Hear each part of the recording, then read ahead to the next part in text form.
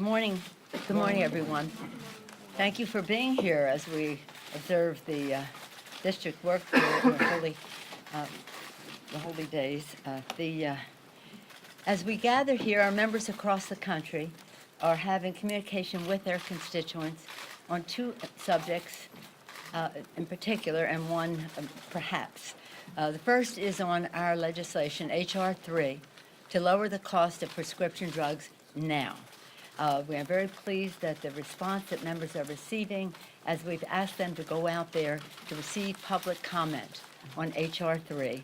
And when they return, we will be ready to proceed, some in committee, others just among members, to present the legislation. H.R. 3 is important because, as I've said to you before, across the country, you could see grown men cry at meetings because of the cost of prescription drugs. It's almost impossible for them to be healthy and financially healthy with the rising cost of prescription drugs. In the last year's election, this was a very high priority. It continues to be. So when the president says that he can't do anything if he has the threat of impeachment or the consideration of impeachment, I hope he doesn't mean he doesn't want to work together to lower the cost of prescription drugs. It would give the secretary additional powers to negotiate for lower cost. It would end the disparity of cost between what consumers in America pay and what they pay in other countries. It would have a cap on out-of-pocket expenses for catastrophic Medicare expenses. It would also, in the negotiation, not only be for Medicare, but for all, and it would have an inflation rebate that reverses years of increases. So we're very pleased with the work that has gone into it so far by our three chairmen, Frank Pallone of Energy and Commerce, Richie Neal of Ways and Means, and Bobby Scott of Education and Workforce, and many members as well. We will be discussing this again over the break and the district work period when we return. At the same time, we are making progress on the U.S.-Mexico-Canada trade agreement. This is an issue of concern around the country, and we want to be sure that as we go forward, we are strengthening America's working families and our farmers who are very affected by this. This is not about trickle-down trade. We're not trickle-down economics people. We're not trickle-down trade people either, unless it hits home for our workers and our farmers in terms of enforceability. We can't be there yet, but we are on a path to yes. And as you probably know, on Friday, our task force under leadership of Richie Neal and Ways and Means put forth a counteroffer to what the administration has proposed. When we can arrive at a place where not only do we have our issues addressed, but that we have enforceability that will make it real for America's families and farmers, then we can go down that path. I hope again that the president saying because of other actions in terms of upholding the Constitution of the United States that he can't work with us because I do think he wants this U.S.-Mexico-Canada trade agreement, and we want it when it is right in terms of enforceability and that we can work together. At the same time, we're hoping that we can renew our conversations about infrastructure, building the infrastructure of America. As I've said, our agenda last year when we ran was for the people. Lower the cost of health care by lowering the cost of prescription drugs. That's what we're doing. Build the infrastructure of America in a green way so that we can increase paychecks, lower health care, bigger paychecks, cleaner government. Well, I think that we can work with the administration on prescription drugs. I hope so. And infrastructure, I hope so. Clean government, that's more of a challenge. So as we gather here today, we are clearly at a place where we are legislating to try to meet the needs of the American people in a transformative way. We are investigating. We are litigating. We also are here today on the one-year anniversary of the Khashoggi, since Khashoggi was killed. It's such a very sad thing. And at the same time, you see the administration schmoozing with the very people who perhaps orchestrated that. Again, it's Yesterday, the Chinese observed their 70th anniversary. At the same time, the president was very positive about that. Well, observing their anniversary is one thing, praising them for it is another, when they have serious repression going on right now in China, whether it's undermining the culture, language, and religion of Tibet, whether it's the placing in education camps, 1, 2, or 3, depending on the cause, but at least 1 million Uyghurs, and whether it's the suppression of democracy in Hong Kong and just the violation of human rights throughout China. It's the same fight we've been having for years. For what does it profit a man or a country if he gains the whole world and suffers the loss of his soul? But we seem to be able to ignore the shout out from our soul on respecting the dignity and worth of every person. So I know many of you are here. Some of you are regulars. Many of you are not. And I said to Mr. Schiff, maybe you should come to all of our meetings. We might get some coverage for what we're trying to do for the American people. But we are very proud of the work of our chairman of the Intelligence Committee. We take this to be a very sad time for the American people, for our country. Impeaching a president or having the investigation to impeach a president is not anything to be joyful about. I don't know that anybody's joyful, but it is a sad time. And as you've heard me say over and over again, the dark days of the revolution, Thomas Paine said, the times have found us. We think the times have found us now. Not that we place ourselves in the category of greatness of our founders, but we do place ourselves in a time of urgency on the threat to the Constitution, a system of checks and balances that is being made. They fought for our independence. They declared independence. They fought and won. They established a democracy. Thank God they made the Constitution amendable so it could always ever be expanding freedom. And we see the actions of this president being an assault on the Constitution. Once we had his even admission to that, we had no choice but to go forward. It's hard. We want to weigh the equities. We want to be fair as we go forward. And we couldn't be better served than by the leadership of our chairman of the Intelligence Committee, Adam Schiff, and my honor, too, for them to do that. Thank you, Madam Speaker, and thank you for leading the entire House of Representatives through this very fraught time in the history of the Congress, indeed the history of the country. I also want to express my own condolence once again to the family of Jamal Khashoggi, who bravely sought to advocate for free expression in Saudi Arabia, and it cost him his life. We are deeply in his debt, and we are determined to bring about justice for those who were responsible for that heinous murder. It's also an appropriate time to recognize the danger facing journalists all over the world. In terms of the issues that we've been focused on this week, I want to give you a brief update of what has transpired really just within the last week. Last Thursday, the Intelligence Committee held an open hearing with the Acting Director of National Intelligence. The following day, Chairman Engel issued a subpoena to the State Department in close consultation with myself and Chairman Cummings. We are deeply concerned about Secretary Pompeo's effort now to potentially interfere with witnesses whose testimony is needed before our committee, many of whom are mentioned in the whistleblower complaint. And we want to make it abundantly clear that any effort by the Secretary, by the President, or anyone else to interfere with the Congress's ability to call before it relevant witnesses will be considered as evidence of obstruction of the lawful functions of Congress. And more than that, will allow an adverse inference to be drawn as to the underlying facts.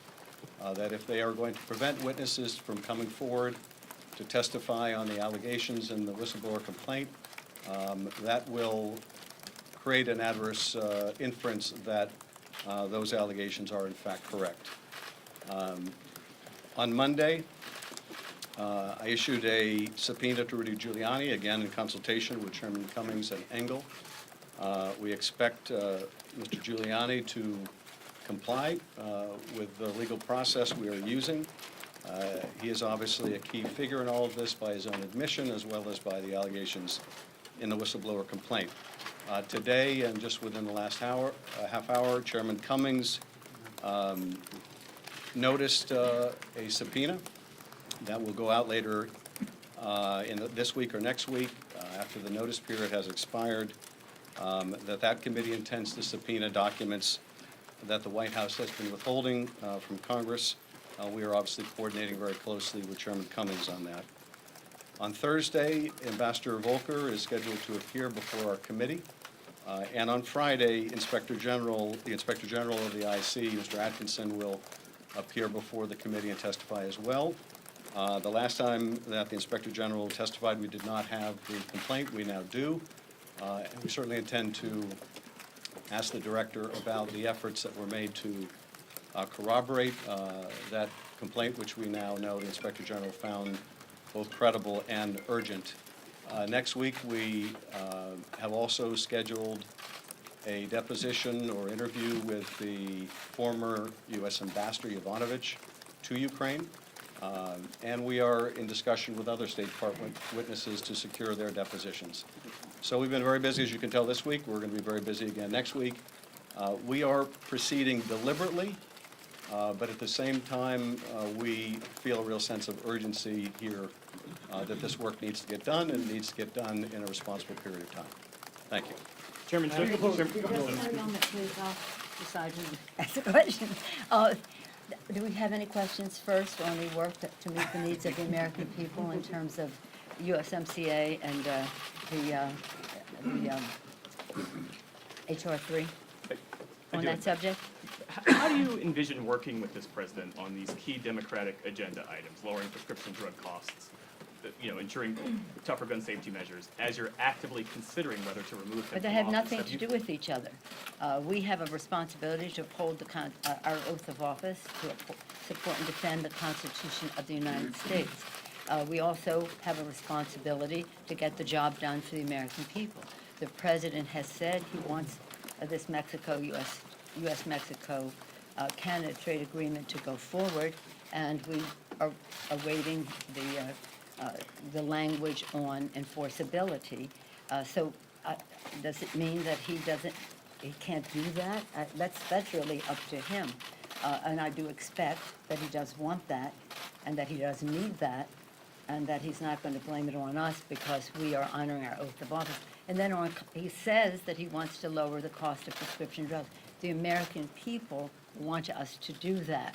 So as the president saying, if you question my actions, I can't agree on any subject, then the ball is in his court on that.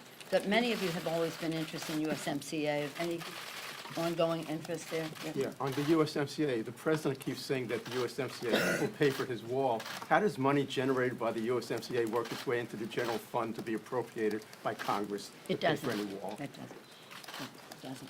Okay. Madam Speaker. No, I'm not calling on you. I'm calling on this young lady here. Thank you, Thank Madam you. Speaker. Lisa from PBS NewsHour. Thank you for having this news conference. A question for you and one for Chairman Schiff. For you, do you have plans or have you taken off the table the idea of a full House vote on an I'm impeachment first, inquiry? excuse me, Jeff. I'm first doing Oh, I'm sorry, I thought you were HR 3.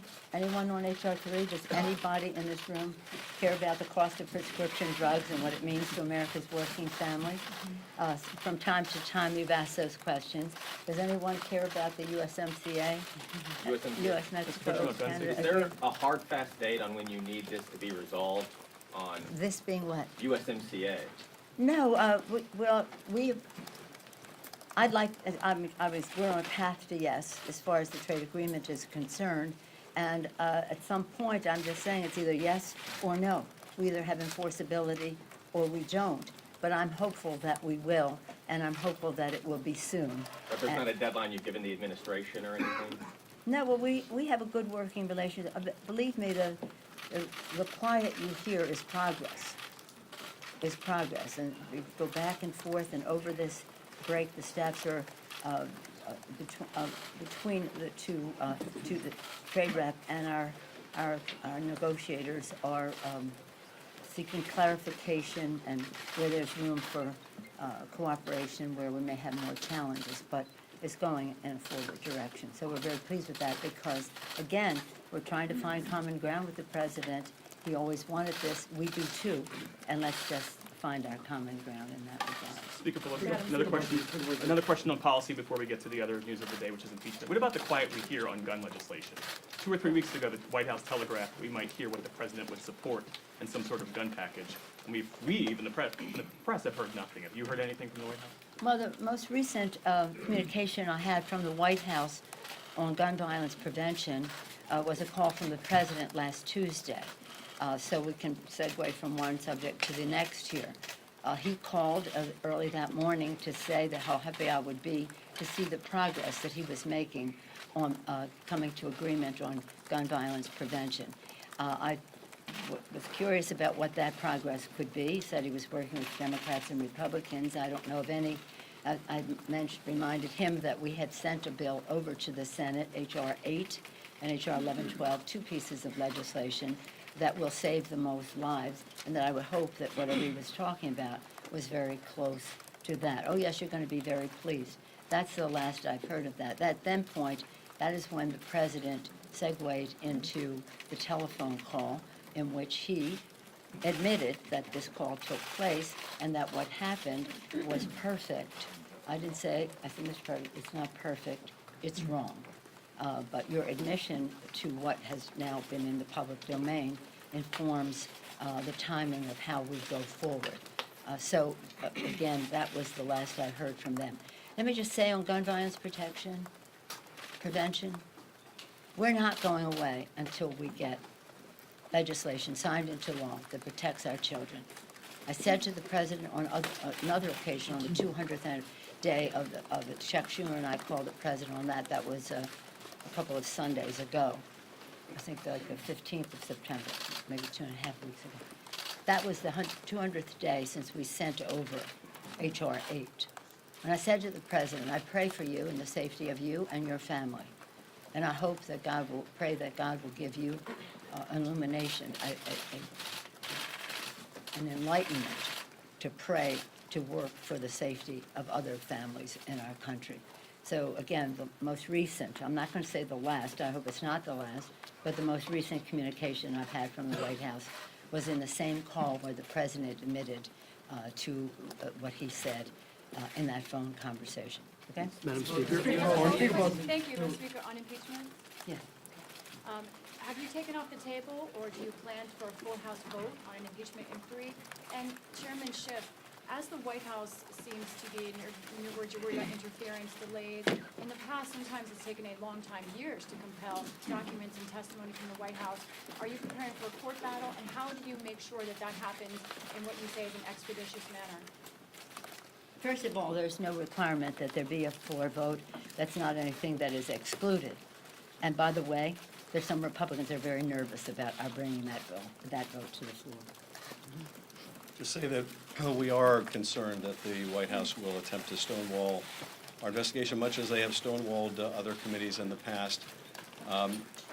It's why I say the White House needs to understand that any action like that, that forces us to litigate or have to consider litigation, will be considered further evidence of obstruction of justice. And of course, that was an article of impeachment against Nixon, the obstruction of the lawful functions of Congress, that is. We will also draw the inference, though, as appropriate, that they are trying to conceal facts that would corroborate the allegations in the whistleblower complaint. So we'll have to decide whether to litigate or how to litigate. We're not fooling around here, though. We don't want this to drag on months and months and months, which appears to be the administration's strategy. So they just need to know that even as they try to undermine our ability to find the facts around the president's effort to coerce a foreign leader to create dirt that he can use against the political opponent, that they will be strengthening the case on obstruction if they behave that way. Chairman Schiff? Madam Speaker, thank you very much. I would like to ask Madam Speaker and also Chairman this as well.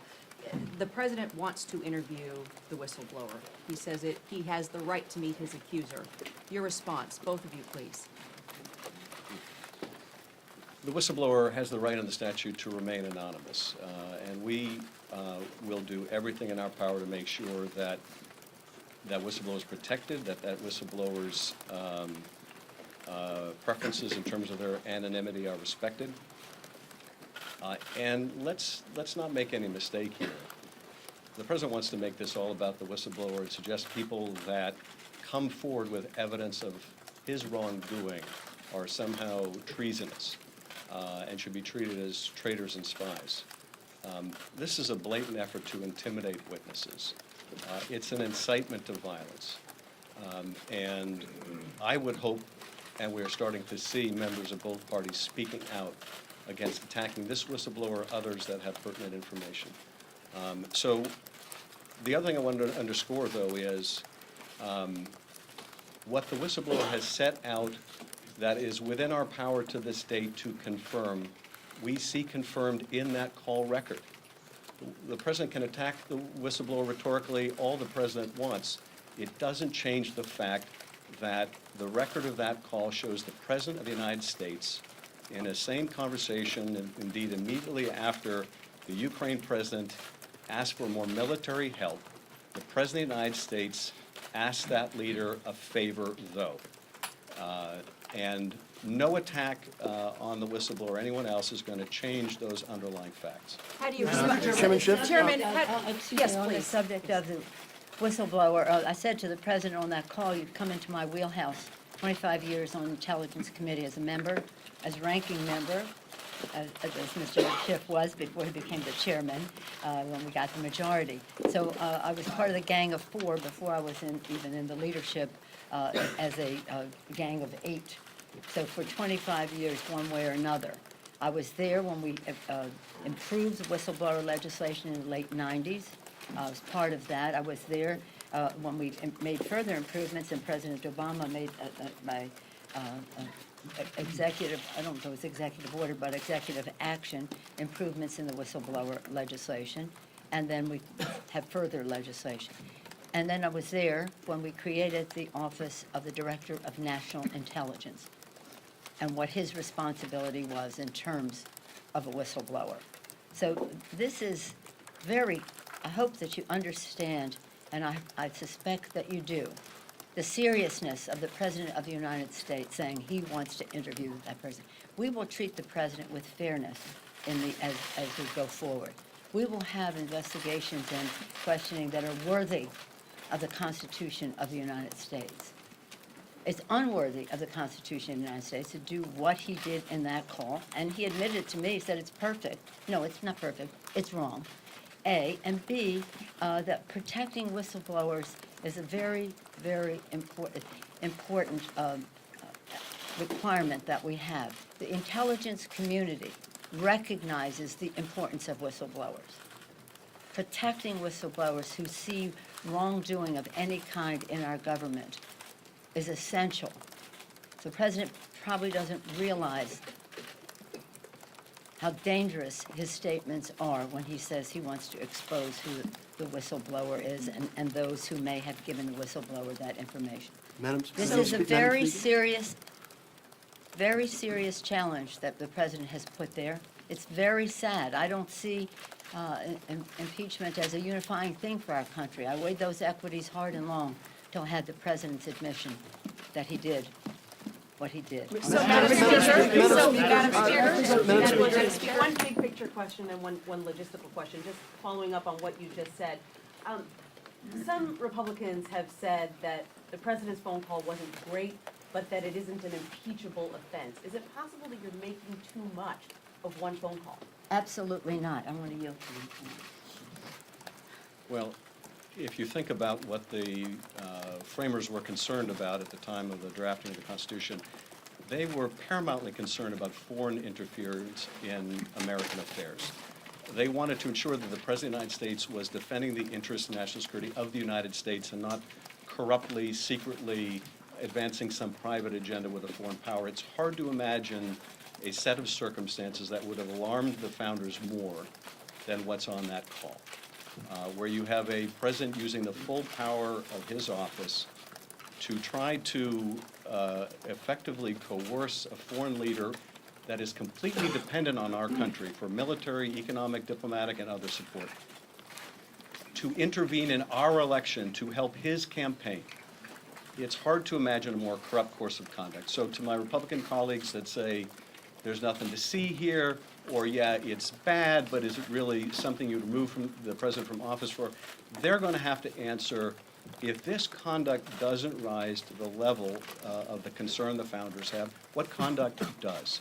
Now, we only know some of the facts at this point. The call record seems to be pretty indisputed. The suspension of military assistance is undisputed now. The sequestration of this call record and maybe others into a file in which they were never supposed to be placed, a file that is for classified information of the highest order, covert action, for example, those facts are not contested. But all the facts around that, we still need to flesh out. What was the State Department's role? What was the Secretary's role? What was the role of the Attorney General? There's a great more that we need to know to understand the full depth of the President's misconduct.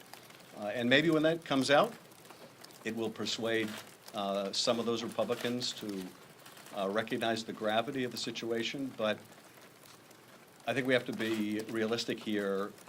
There seems to be no floor below which this president can drop that some of the GOP members, and maybe even many of the GOP members, would not be willing to endorse, look away from, avoid comment on, let alone rise to condemn as incompatible with the duties of his office. Chairman Schiff, sir? In that telephone call, the president undermined our national security because of his what he had done a few days earlier. So the president said, well, I didn't say that in the call. No, the sequencing of it. You have to look at the sequence. A few days before, the president withdrew that. Now, why? Why would that just come from the president? There was no, as far as we know, and we'll find out if there is, any National Security Council justification for the president withdrawing assistance that had been passed by the Congress of the United States in a bipartisan way. And then the president, just on his own, decided he was going to use it as leverage. So using that as leverage, we supported that military assistance in the interest of our national security, undermining our national security, undermining his oath of office to protect and defend the Constitution because he was overthrowing an act of Congress just on his own, undermining the integrity of our elections. And that's what means something to people in their lives. They have to know that their vote counts and that it will be counted as cast. And this President of the United States is stooping to a level that is beneath the dignity of the Constitution of the United States and our founders, since the chairman mentioned our founders. They put guardrails in the Constitution because they knew there might be someone who would overplay his or her power. They never thought that we would have a president who would kick those guardrails over and disregard the Constitution and say, Article 2 says that I can do whatever I feel like. So this is sad. We have to be prayerful. We have to be worthy of the Constitution as we go forward. We have to be fair to the president, and that's why this is an inquiry and not an outright impeachment. And we have to give the president his chance to exonerate himself, but he thinks what he did was perfect. So we have that situation. But I say to my colleague, calmness, quiet, so that we can hear, what is being said in this regard. Again, when on that very day, September 17th, that was Constitution Day, a Tuesday, 2 Tuesdays ago from yesterday. That was when that explosion hit of what possibly happened in that phone conversation, which the president confirmed to me in our call. Madam Speaker? And that day, is the day we observe the adoption of our Constitution, September 17th. On that day, way back when Benjamin Franklin left Independence Hall, people said to him, "What do we have, Dr. Franklin, a monarchy or a republic?" He said, "A republic, if we can keep it." It is our responsibility to keep that republic with the genius of a separation of powers, the three co-equal branches of government, each a check and balance on the other. Separation of power, a republic, if we can keep it. That's our responsibility. That's the oath of office that we take, and that is what is one of the reasons why we just have to look at the facts and the Constitution. Any other objections people may have to the president have no place in this discussion in terms of, is he too cowardly to protect children from gun violence? Is he too cruel to protect dreamers? Is he too in denial to understand climate change? The list goes on. Save that for the election. This is about the facts relating to the Constitution, and that is how we will proceed, with dignity, with respect, prayerfully, and again, worthy of the sacrifice of our founders, the sacrifice of our men and women in uniform who fight for our freedom, and the aspirations of our children so they'll live under future presidents who will honor the Constitution of the United States. Thank you all very much. Madam Speaker, will you consider using the power of inherent contempt?